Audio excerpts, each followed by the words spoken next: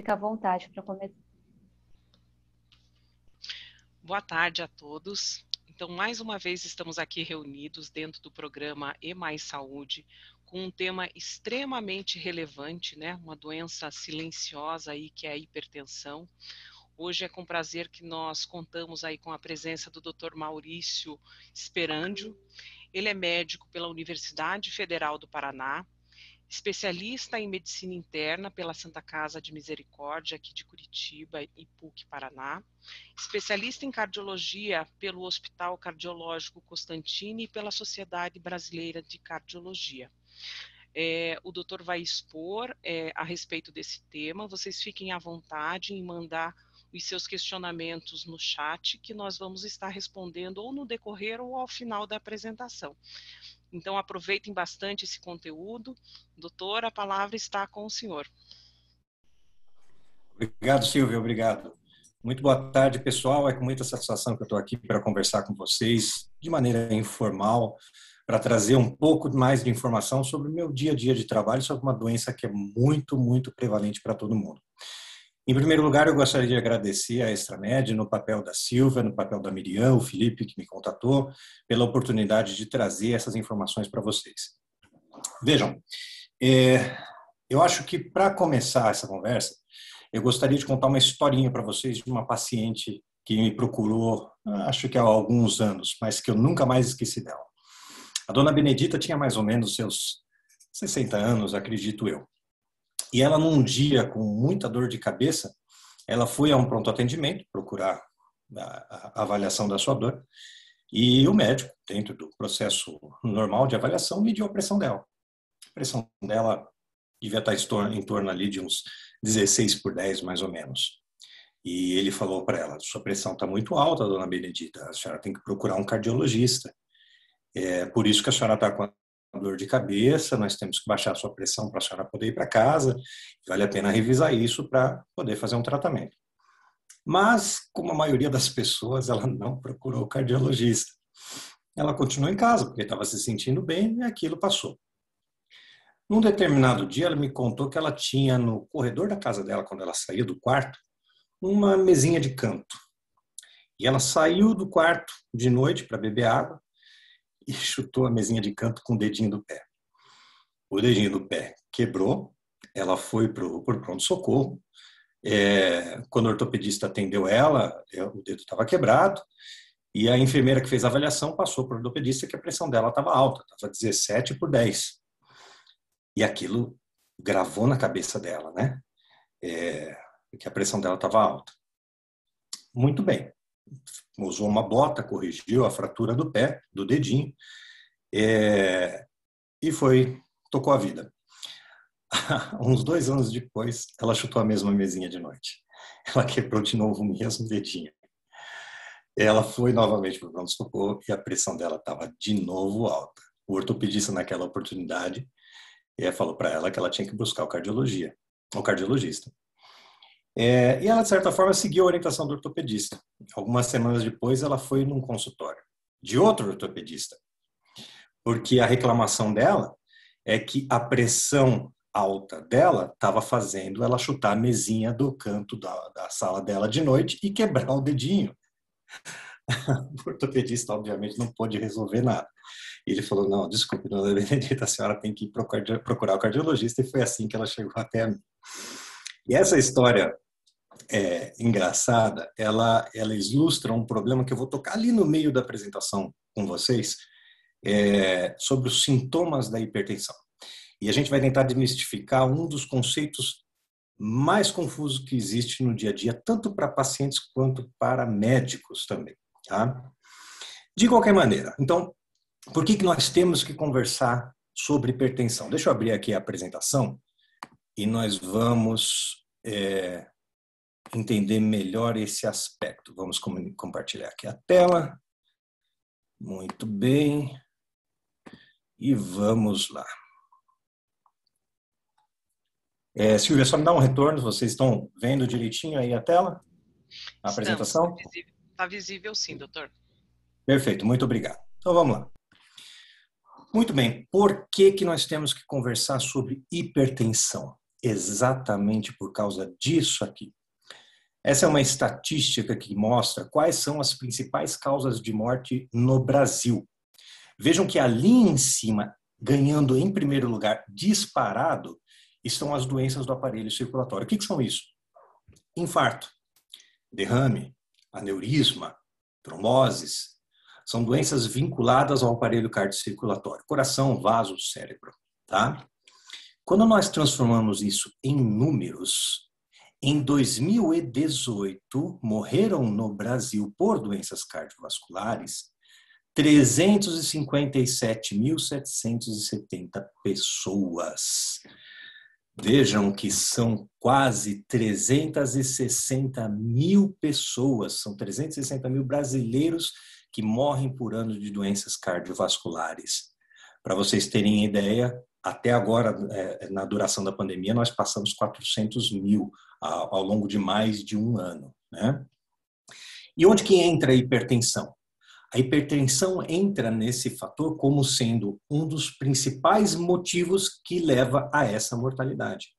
A hipertensão não tratada, ela fere o coração, fere o cérebro, fere os olhos, os rins, os vasos do corpo inteiro, e a longo prazo, com esses machucados, geram infarto, derrame, morte.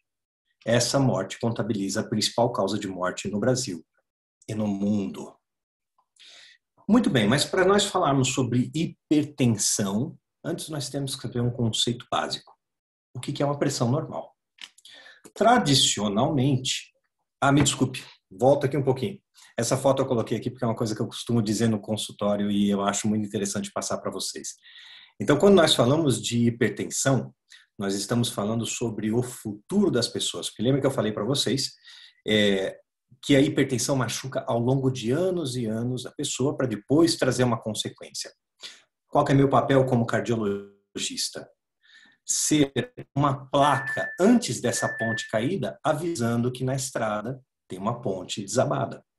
Então, nós avisamos os pacientes que eles precisam tratar aquele problema para que lá na frente não enfrentem as consequências drásticas desse problema descompensado. Ok? Muito bem. Voltando então ao conceito da pressão normal. Tradicionalmente, nós costumamos ouvir que uma pressão normal é de 12/8.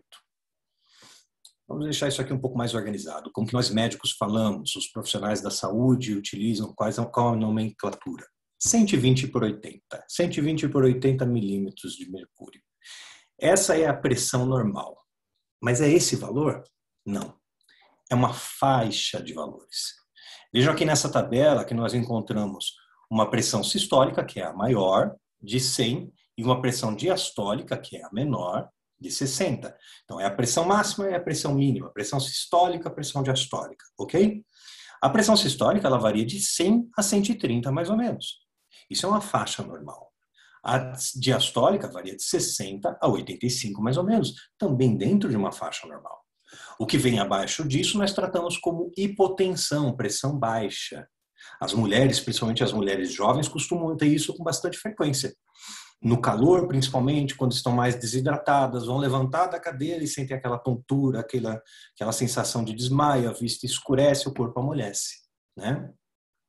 A hipertensão começa a vir a partir desses níveis.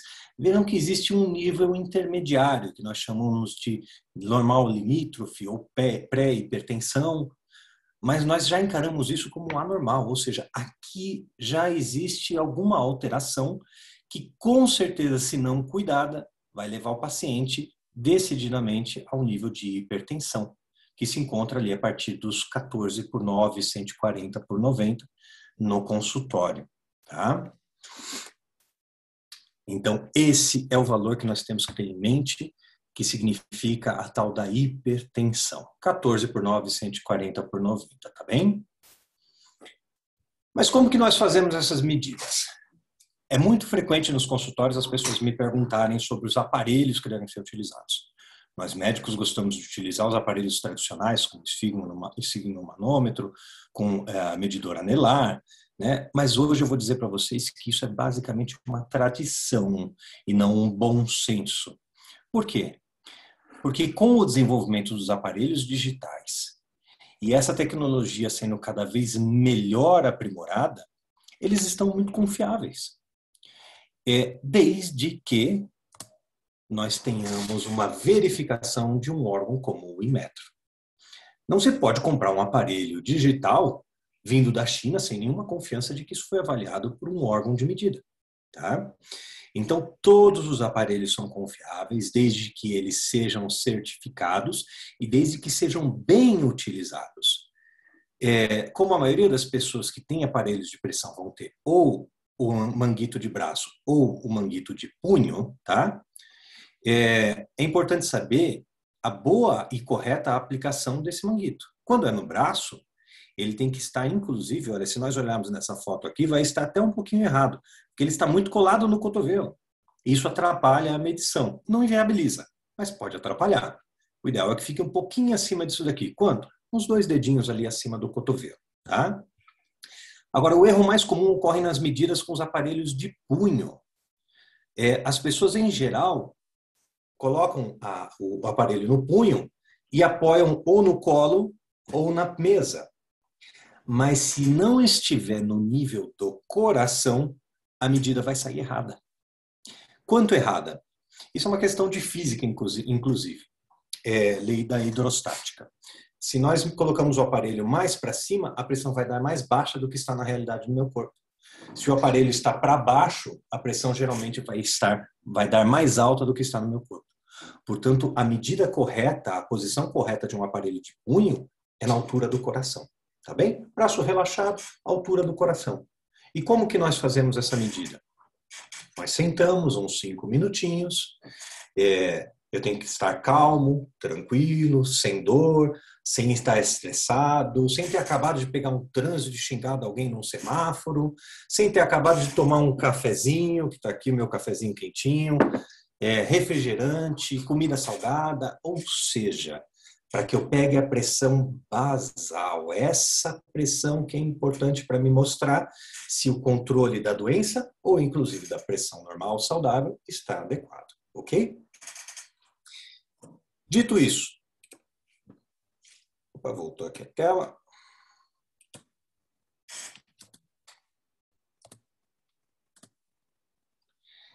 Uma coisa muito importante que eu quero ensinar para vocês. Quando eu mostrei ali atrás que existe uma faixa de pressão normal, que o valor bonito, ali 12/8, 13/8, significa uma pressão normal. A grande maioria das pessoas entende uma pressão normal como uma pressão fixa, estável, como se ela fosse linear, como essa linha que nós temos aqui na tela. Tá? No entanto, a pressão se comporta de maneira variável ao longo do dia inteiro. Qual é o comportamento normal de uma pressão arterial? Oscilar.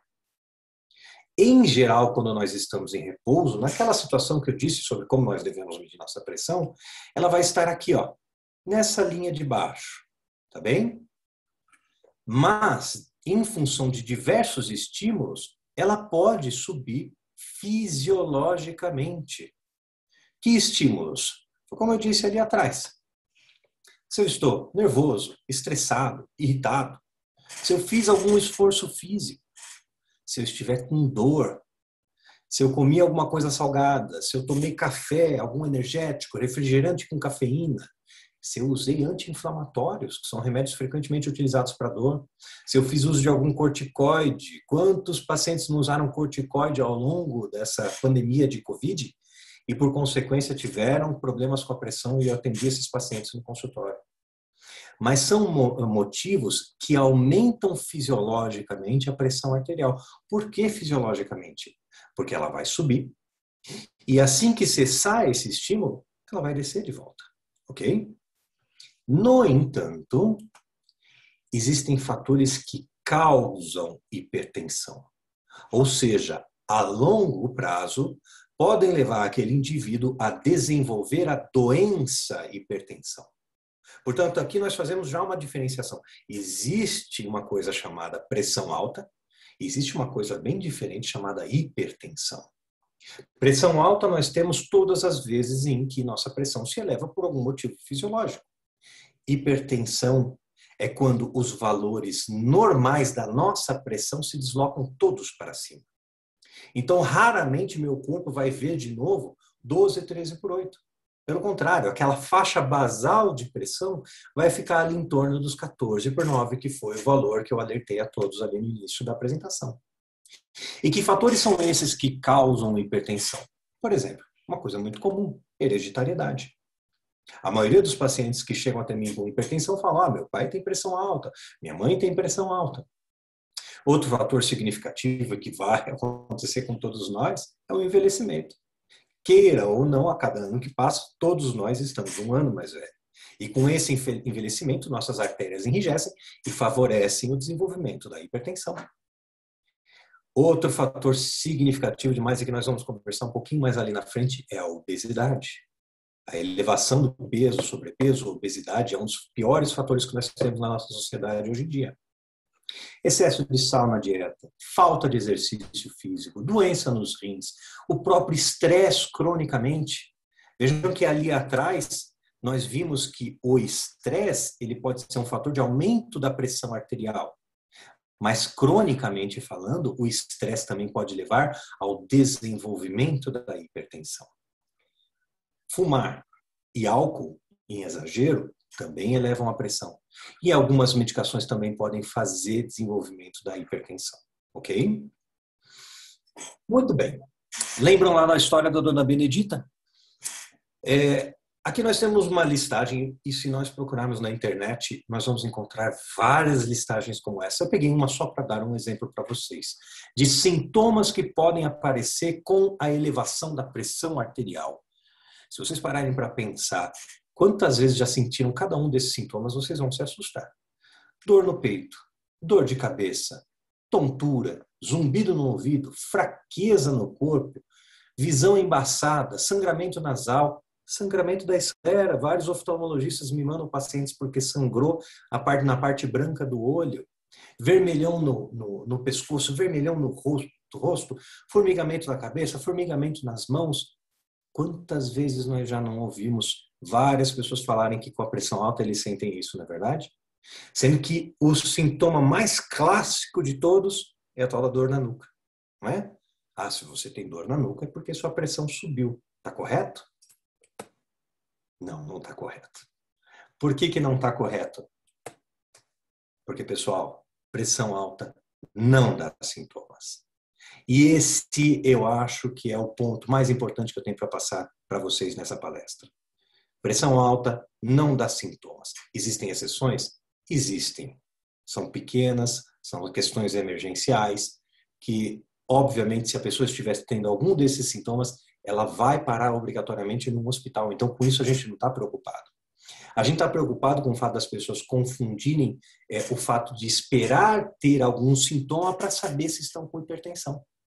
Se eu esperar desenvolver dor de cabeça para saber se eu tenho ou não tenho hipertensão, significa que eu nunca vou medir minha pressão se eu não tiver dor de cabeça.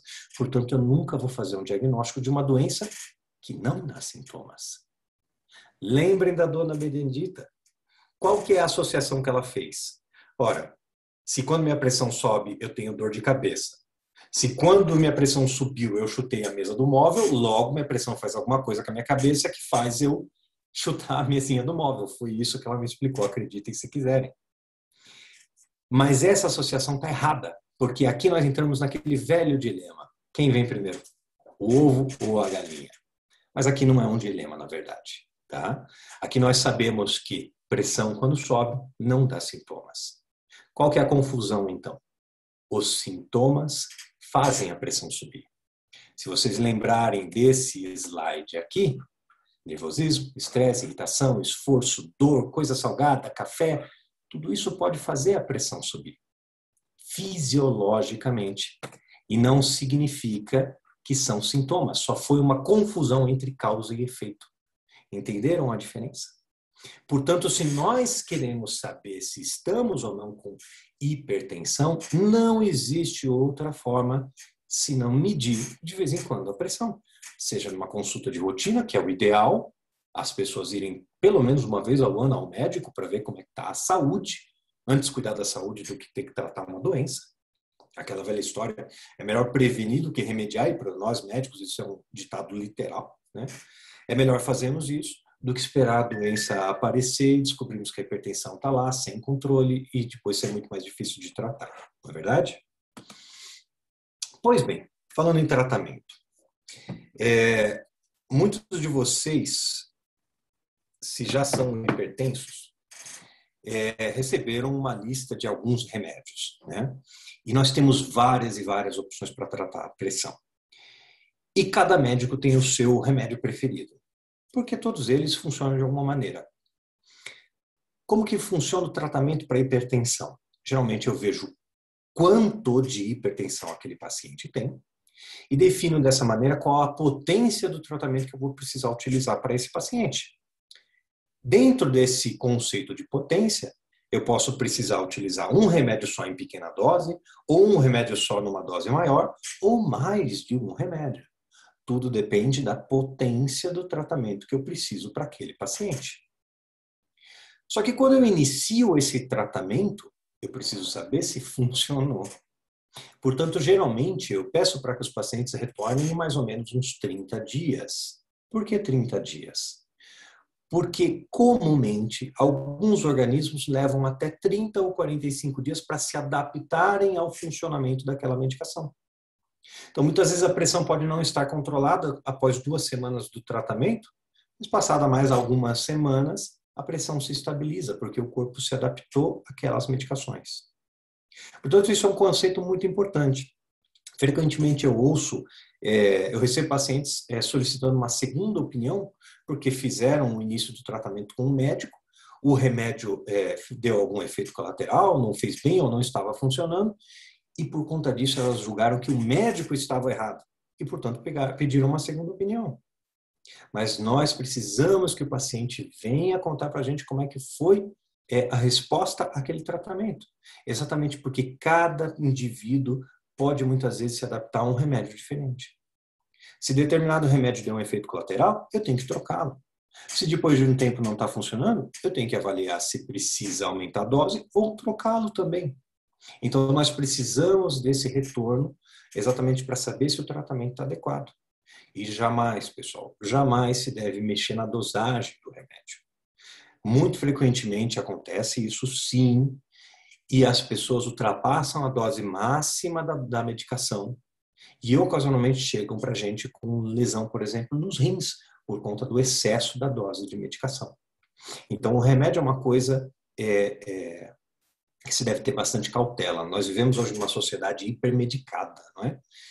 Então, nós estamos muito acostumados aí na farmácia e pedir um remedinho, o farmacêutico dá a medicação e nós saímos felizes. Mas, se nós lembrarmos um ditado antigo, a diferença entre um remédio e um veneno está na dose.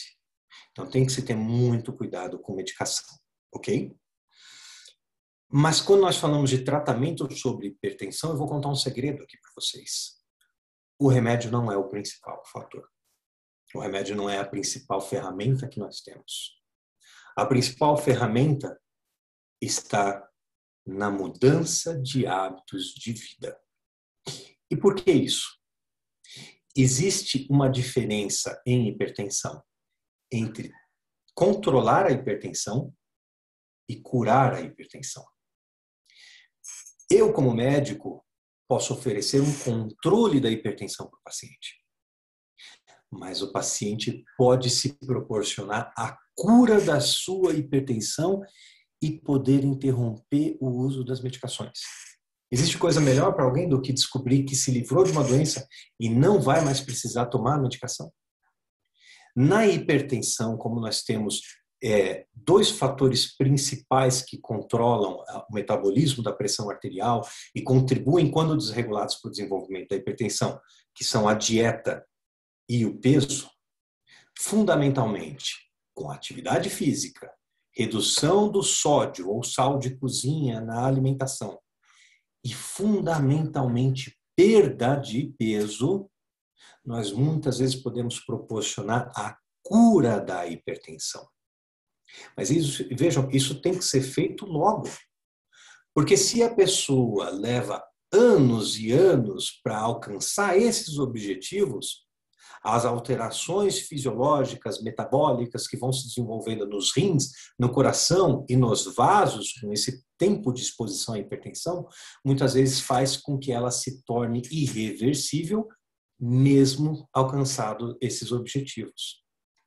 A atividade física, ela é vasodilatadora, ou seja, ela dilata os vasos do corpo.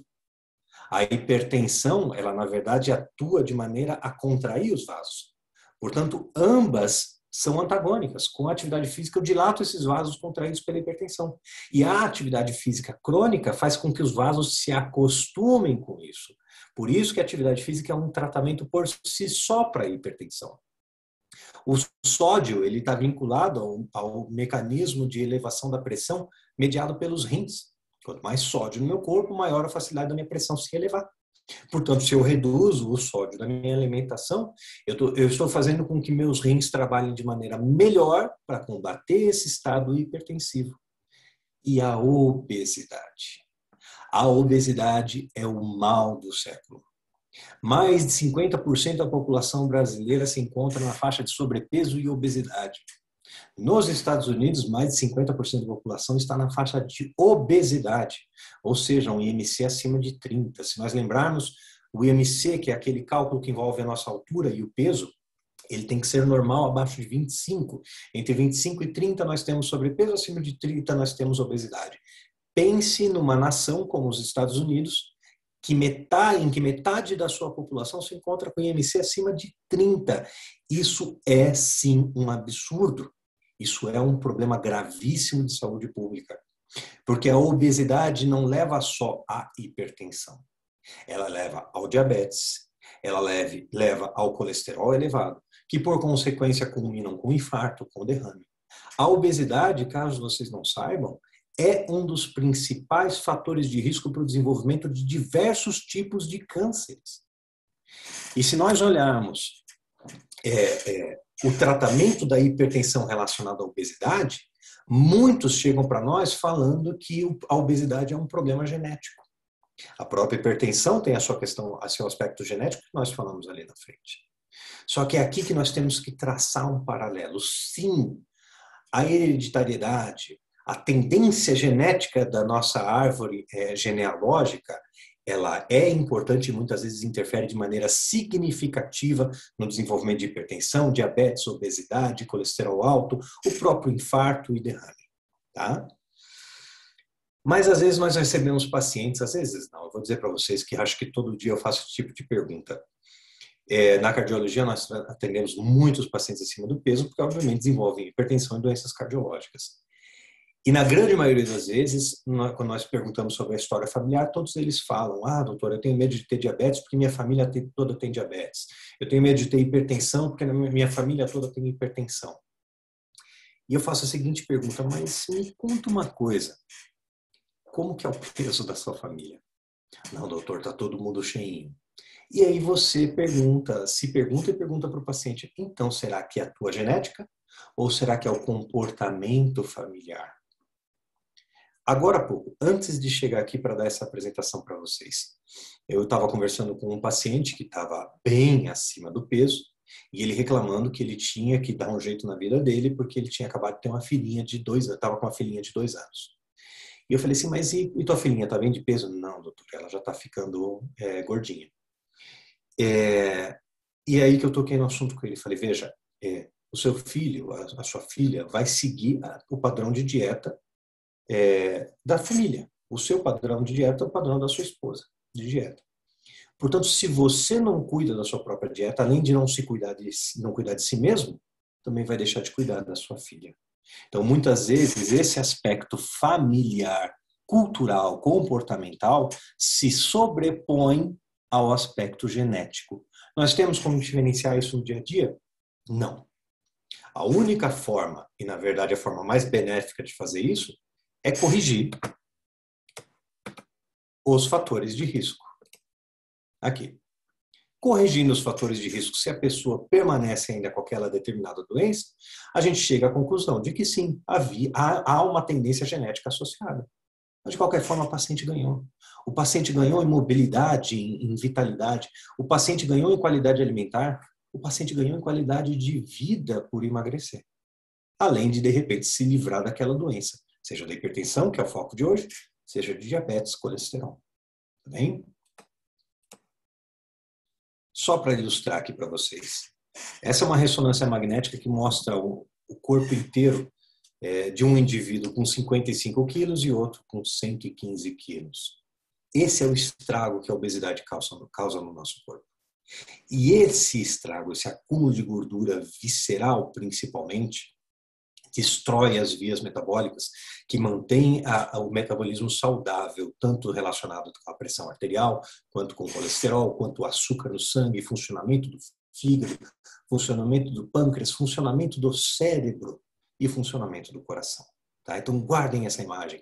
A principal luta que nós cardiologistas fazemos hoje em dia é para que as pessoas emagreçam. Um outro detalhe aqui que eu acho que muitas pessoas acabam me perguntando no consultório é sobre a pressão nos idosos. E aqui nós temos um aspecto interessante. O que é um bom controle da hipertensão, da pressão arterial de uma maneira geral? Para aquelas pessoas que não têm hipertensão, um bom controle significa ter a pressão basal em torno de 12, 13 por 8 para baixo, que foi aquilo que nós vimos ali no começo sobre a faixa normal da pressão arterial. Para quem tem hipertensão, com o tratamento medicamentoso mais as mudanças nos hábitos de vida, o objetivo também é ficar dentro dessa faixa de 12, 13 por 8 de pressão arterial. Ocasionalmente, nossa pressão ela escapa, ela vai para cima. Isso não tem problema nenhum, desde que o padrão seja estar naquela faixa basal. Mas para o grande idoso, isso pode ser um pouquinho diferente. Quem é um grande idoso? Geralmente aquelas pessoas acima de 75, 80 anos. Tá? Por que isso pode ser diferente? Porque nessa idade já começam a aparecer traços de demência, menor força muscular e equilíbrio, vertigem, zumbido, tontura, que atrapalha a mobilidade, diminuição dos reflexos e, por consequência, maior facilidade de quedas. A última coisa que eu quero para um paciente idoso que está sujeito à queda é contribuir com essa queda fazendo a pressão baixar demais. Então, muito frequentemente, para todos vocês que têm parentes com grande idade, o médico pode virar e falar, olha, para essa pessoa nós vamos tolerar uma pressão um pouquinho mais alta, ali em torno de 14, às vezes até 15. E não tem problema, tá? E uma última questão que eu gostaria de passar aqui para vocês, porque eu acho que o tempo passou bem rápido, é sobre a COVID e a hipertensão. E eu tenho certeza que muita gente ouviu falar sobre isso. A hipertensão, sim, é um dos principais fatores de risco para o desenvolvimento de COVID grave. Ou seja, o que é isso? Uma pessoa que tem hipertensão, se pega COVID, tem mais chance de desenvolver um quadro grave que requer hospitalização e às vezes até UTI, do que aquela pessoa que não tem hipertensão. Isso é um fator de risco. Mas entendam o seguinte, dessa forma que nós temos tranquilizado alguns pacientes. Fator de risco não significa certeza de risco. Mesmo um paciente hipertenso, diabético, com doença no coração, se pega COVID, a chance de ter uma doença leve é muito, muito maior do que a chance de ter uma doença grave. Ok? Isso é uma questão estatística, é claro que cada indivíduo imprevisivelmente vai se comportar de uma maneira diferente. Mas a hipertensão, principalmente a hipertensão não tratada adequadamente, é sim um fator de risco para pior evolução no COVID.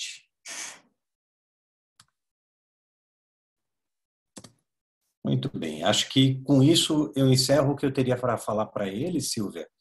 Se quiserem agora abrir algum espaço para perguntas, esclarecimento de dúvidas, vou me colocar à disposição de vocês. Eu agradeço mais uma vez a oportunidade de estar aqui conversando com vocês.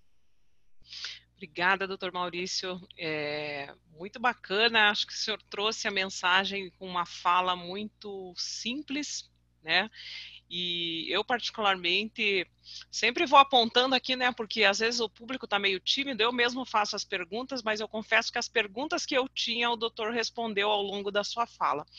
Então, Eu nem vi foi... se você me mandou alguma coisa lá de pergunta Não no WhatsApp, mandei, porque eu não me mandei. concentrei aqui. Não mandei, doutor, mas foi muito bacana, acho que foi bastante esclarecedor. Eu acho que toda vez que a gente, por mais que a gente trabalhe na área de saúde, mas a gente escuta e fica alguns pontos de alerta que a gente olha para dentro mesmo e vê as mudanças de hábito necessárias, né? Que, como o doutor mencionou, né, a gente tem que estar atento aí às pequenas coisas, é a alimentação, é a atividade física, e às vezes a gente com esse nível de estresse e trabalho, a gente acaba não parando também e organizando a vida nesse sentido, né? Mas eu Todos fico somos muito humanos, né, grata. Silvia? Exatamente, exatamente. É um desafio diário, né? Colocar e ter uma rotina melhor e mais saudável. Mas eu fico muito grata aí pela sua fala e com certeza estaremos juntos aí em próximos encontros. Muito obrigada, viu, doutor? Será um prazer. Muito boa noite a todos. Tchau, tchau. Tchau.